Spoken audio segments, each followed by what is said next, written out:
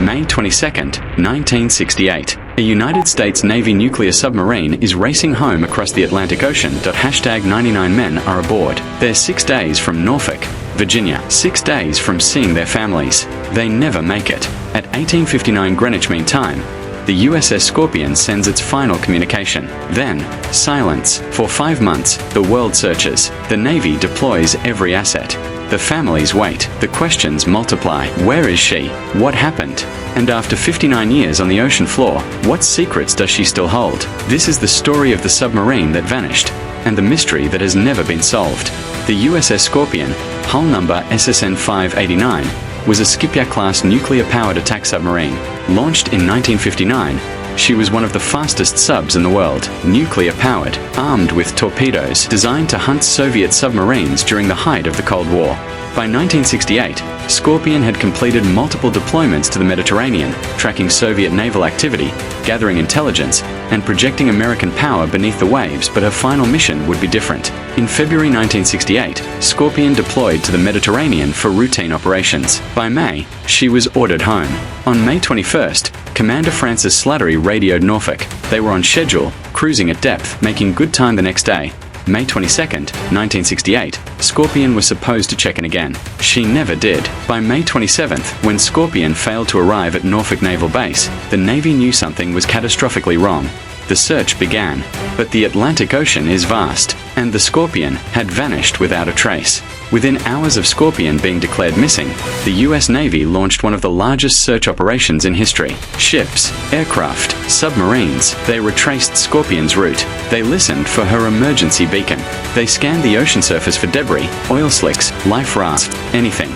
Nothing. The families were told to wait, to hope. But deep down, the Navy already suspected the worst submarines don't just disappear. If Scorpion had surfaced with mechanical trouble, she would have radioed. If she'd been in distress, she would have sent a signal. The silence meant one thing: catastrophic loss. But where? The Atlantic Ocean covers 41 million square miles. Scorpion's last known position was somewhere southwest of the Azores, an area where the ocean floor drops to over 10,000 feet. Finding a 250-foot submarine in that abyss was like searching for a needle in a continent-sized haystack. Then, a breakthrough. The Navy had a secret weapon, underwater listening stations called SOSUS, Sound Surveillance System. These Cold War hydrophones, planted on the ocean floor, were designed to track Soviet submarines. But on May 22, 1968, they picked up something else. A series of acoustic anomalies. Underwater explosions. The recordings were faint, distorted by distance and depth, but they were there. And they gave the Navy a search area. The SOSUS recordings were terrifying. At 18:59 Greenwich Mean Time on May 22nd, the hydrophones detected a loud, sharp acoustic event, consistent with a hull implosion. Then, over the next few minutes, a series of smaller explosions.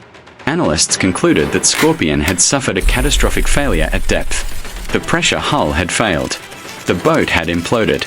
And then, as she sank deeper, internal compartments, batteries, hydraulic systems, possibly even torpedoes, had exploded under the immense pressure. The crew would have had no time to react. At 1,500 feet, the hull would have crumpled like a soda can in a vice. Everyone aboard, Commander Slattery, his officers, the enlisted men, would have been killed instantly. But the question remained, why?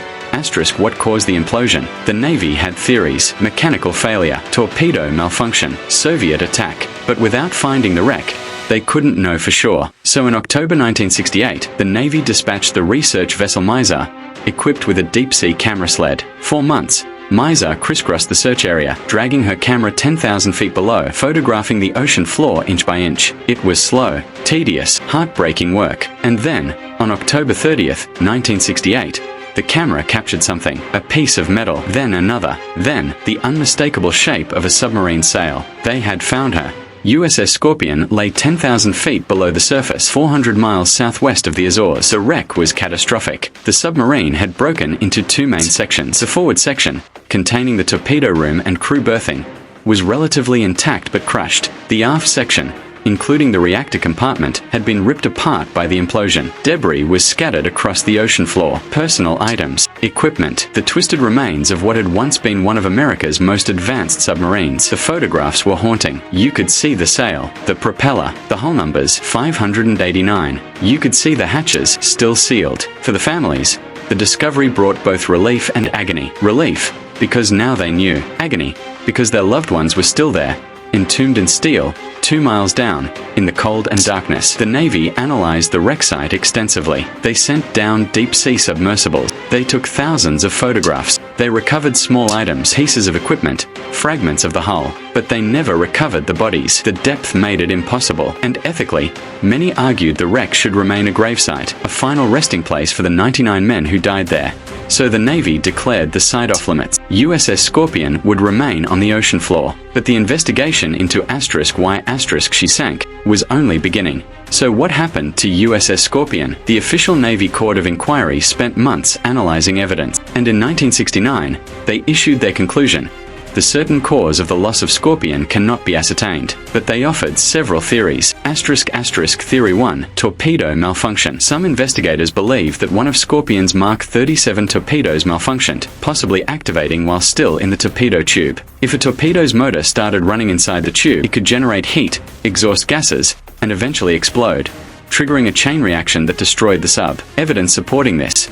The acoustic recording showed multiple explosions, consistent with a torpedo detonation followed by battery fires and secondary blasts. Theory 2, Soviet attack. In 1968, Cold War tensions were at their peak. Soviet submarines routinely shadowed American vessels. Some theorists speculated that a Soviet sub had torpedoed Scorpion in retaliation for an earlier incident, the mysterious sinking of the Soviet submarine K-129 just 2 months earlier. Evidence supporting this, the timing, the location, and the fact that Soviet naval activity in the area increased dramatically after Scorpion's disappearance. But the Navy found no evidence of a Soviet torpedo hit, no foreign weapon fragments, no sonar contacts. Theory 3, mechanical failure. Scorpion had a history of mechanical issues. Her hydraulic systems had leaked. Her trash disposal unit, used to eject garbage overboard, had malfunctioned before. One theory, a catastrophic flooding event caused by a failed hull penetration or valve. If water flooded the engine room or battery compartment at depth, it could cause electrical fires, hydrogen gas explosions,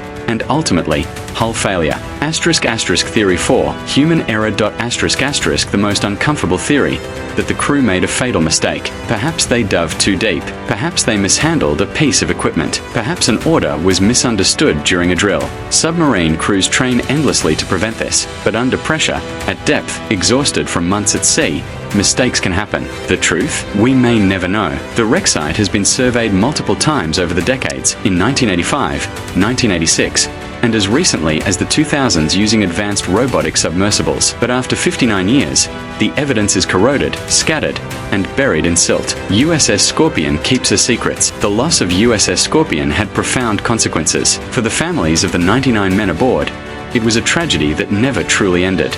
Wives became widows. Children grew up without fathers. Parents buried empty coffins. For years, many families demanded answers. They pushed for declassification of documents. They questioned the official narrative. Some still do. For the US Navy, Scorpion's loss triggered a complete overhaul of submarine safety protocols, new emergency communication systems, improved escape procedures, better hull integrity monitoring. The submarine safety program, SubSafe, was expanded and rigorously enforced. Since 1968, no American nuclear submarine has been lost. That record stands today, a testament to the lessons learned from Scorpion. But the mystery endures. In 1993, the Navy declassified some documents related to the loss, revealing the SOSUS recordings, the acoustic analysis, and details of the search.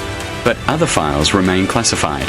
Why? Some believe the Navy knows more than it's saying, that classified intelligence about Soviet involvement or sensitive details about Scorpion's mission remain hidden. Others argue that the Navy simply doesn't want to reopen old wounds. Either way, USS Scorpion remains where she fell. A war grave, a memorial, a reminder. And on the ocean floor, 10,000 feet down, 99 American sailors rest in eternal patrol. The ocean holds many secrets, ships that vanished without a trace.